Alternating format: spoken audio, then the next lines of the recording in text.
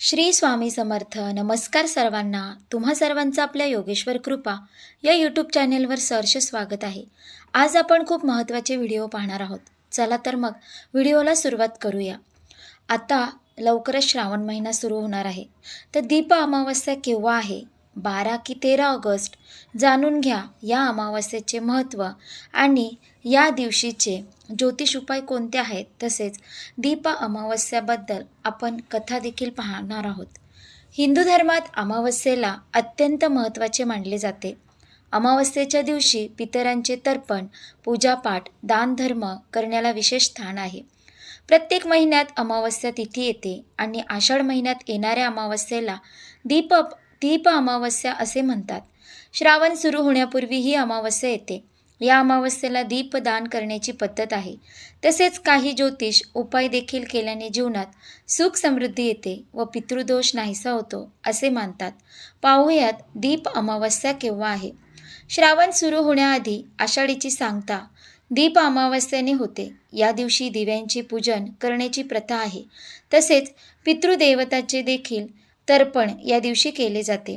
मात्र काही जण दीप अमावस्येला गटारी अमावस्या म्हणून साजरी करतात.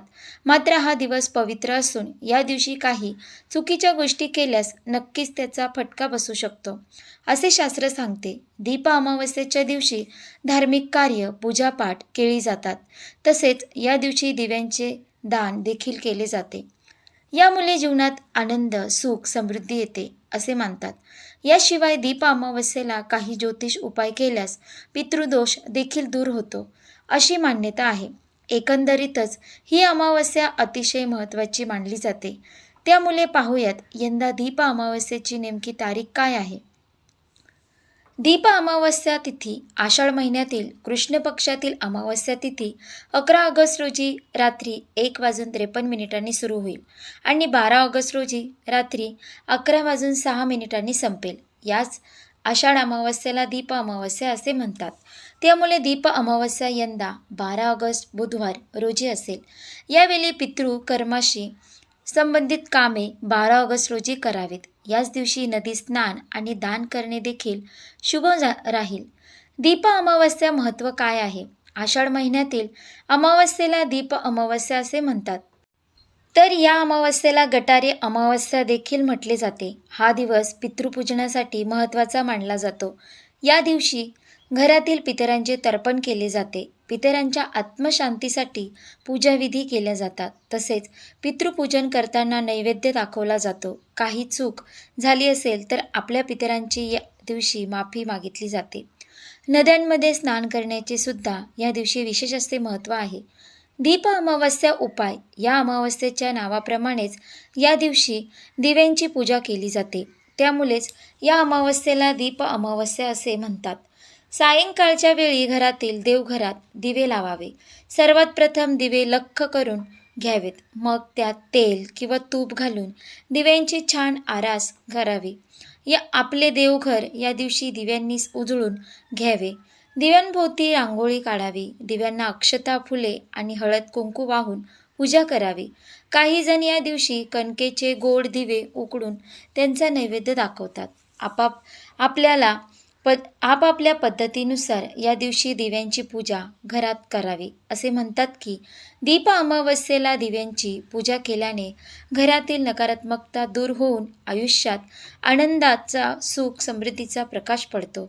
सकारात्मक ऊर्जेने आयुष्य उजळून निघते. तसेच आपल्या लहान मुलांचे देखील या दिवशी पूजन करण्याचे महत्त्व आहे. मुलांना वंशाचा दिवा मानल्याने त्यांच्या निरोगी आणि उज्ज्वल भविष्यासाठी दिव्यांनी त्यांचे औक्षण केले जाते. दिव्याची पूजा का केली जाते. महत्त्व. तेजाचा सन्मान. दिवा हे प्रकाश, ज्ञान, सकारात्मकता आणि आरोग्याचे प्रतीक आहे. अंधार दूर करून जीवनात प्रकाश आणणाऱ्या दिव्यांप्रती कृतज्ञता व्यक्त करण्यासाठी ही पूजा केली जाते. श्रावणारंभ व मांगल्य. आषाढ संपून पवित्र श्रावण महिना सुरू होतो. श्रावणात घरोघरी अनेक पूजा अर्चा होतात. या धार्मिक कार्याची सुरुवात दिव्यांच्या पूजनाने केली जाते.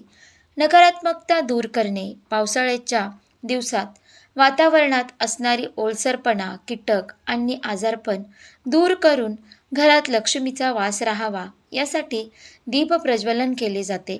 आरोग्य व समृद्धी. दिव्यांच्या पूजेने घरातील दुःख, दारिद्र्य आणि इडापिडा टळते, अशी धार्मिक श्रद्धा आहे. अंधार आणि नकारात्मकता दूर करणे या सणाचा मुख्य उद्देश आहे. दिव्यांच्या प्रकाशाने घरातील नकारात्मक ऊर्जा नष्ट होते, असा समज आहे. तसेच वर्षभर प्रकाश देणाऱ्या दिव्यांप्रती कृतज्ञता व्यक्त करण्यासाठी हा सण पाळला जातो. आता आपण दीप अमावस्या कहाणी पाहणार आहोत. ऐका दीपकांनो तुमची कहाणी. आटपाट नगर होतं. तिथे एक राजा होता. त्याला एक सून होती. तिने एके दिवशी घरातला पदार्थ स्वतः खाल्ला आणि उंदराजवळ आळ घातला. आपल्यावरचा प्रसाद टाळला. इकडे उंदराने विचार केला, आपल्यावर उगाच आळ आला आहे, तेव्हा आपण तिचा सूड घ्यावा, असा सर्वांनी विचार केला. त्यांनी रात्री तिची चोळी पाहुण्यांच्या अंथरुणात नेऊन टाकली. दुसरे दिवशी हिची फजिती झाली. सासूदिरांनी निंदा केली. घरातून तिला घालून दिली. हिचा रोजचा नेम असे, रोज दिवे घासावे, तेलवात करावे, ते स्वतःत लावावे, खडी साखरेने त्यांच्या ज्योती साराव्या. दिव्यांच्या हौसेचे दिवशी त्यांना चांगला नैवेद्य दाखवावा. त्याचप्रमाणे ही घरातून निघाल्यावर ते बंद पडलं. पुढे ह्या हौसेची दिवशी राजा शिकाराहून येत होता. एका झाडाखाली मुक्कामास उतरला. तिथे त्यांच्या दृष्टीस एक चमत्कार पडला. आपले सर्व गावातले दिवे अदृश्य रूप धारण करून झाडावर येऊन बसले आहेत. एकमेकांशी गोष्टी करत आहेत. कोणाचे घरी जेवायस काय केलं होतं, कशी कशी पूजा मिळाली वगैरे चौकशी चालली आहे. सर्वत्रांनी आपापल्या घरी घडलेली हकीकत सांगितली. त्यामागून राजाच्या घरचा दिवा सांगू लागला, बाबांनो काय सांगू, यंदा माझ्यासारखा हतभागी कोणी नाही. मी दरवर्षी सर्व दिव्यात मुख्य असायचा. माझ्या थाटामाट जास्ती व्हायचा. त्याला यंदा अशा विपत्तीत दिवस काढावे लागत आहेत. इतकं म्हटल्यावर त्याला सर्व दीपकांनी विचारलं, असं होण्याचं कारण काय? मग तो सांगू लागला, बाबांनो काय सांगू, मी या गावच्या राजाच्या घरचा दिवा. त्याची एक सून होती. तिने एके दिवशी घरातला पदार्थ स्वतः खाल्ला आणि उंदरावर आळ घातला. आपल्यावरचा प्रसाद टाळला. इकडे उंदराने विचार केला, हा आपल्यावरच उगाच आळ घातला आहे, तेव्हा आपण तिचा सूड घ्यायचा, असा सर्वांनी विचार केला. रात्री तिची चोळी पाहुण्यांच्या अंथरुणात नेऊन टाकली. दुसरे दिवशी तिची फजिती झाली. सासूदिरांनी निंदा केली. घरातून तिला हाकलून दिली. म्हणून मला हे दिवस आले. ती दरवर्षी माझी मनोभावे पूजा करत असे. जिथं असेल तिथं खुशाल असो, असं म्हणून तिला आशीर्वाद दिला. घडलेला प्रकार राजाने श्रवण केला. आपल्या सुनेचा अपराध नाही अशी त्याची खात्री झाली. घरी आला. कोणी प्रत्यक्ष पाहिला आहे का म्हणून चौकशी केली. तिला मेना पाठवून घरी आणली. झाल्या गोष्टीची क्षमा मागितली. साऱ्या घरात मुखंत्यारी दिली. ती सुखाने रामराज्य करू लागली. तर जसा तिला दीपक पावला आणि तिच्यावरचा आळ टळला, तसा तुमचा आमचा टळो. ही साठा उत्तराची कहाणी. पाचा उत्तरी सुफळ संपूर्ण. दीप अमावस्येला दिव्यांची पूजा कशी करावी? दीप अमावस्येच्या दिवशी सायंकाळी आपल्या घरातील दिवे स्वच्छ धुवून पुसून घ्यावेत. मग ते लख्ख चमकणारे दिवे छान पाटावर वस्त्र अंथरून त्यावर मांडावेत. पाटाभोवती रांगोळी काढावी. दिव्यांना हळद कुंकू, फुले, अक्षता व गंध वाहावे. त्यानंतर दिव्यांमध्ये तूप किंवा तेल लावून ते प्रज्वलित करावेत. धूप अगरबत्ती लावावी. दिव्यांना लाह्या, बत्ताशे किंवा पुरणाचा नैवेद्य दाखवावा. अनेक जण कणकेचे गोड दिवे या दिवशी बनवतात. त्यांचेही पूजन करावे. मग सर्व दिव्यांना नमस्कार करून घरात सुख शांतीसाठी प्रार्थना करावी. दीप अमावस्येला कणकेचे गोड दिवे का बनवतात?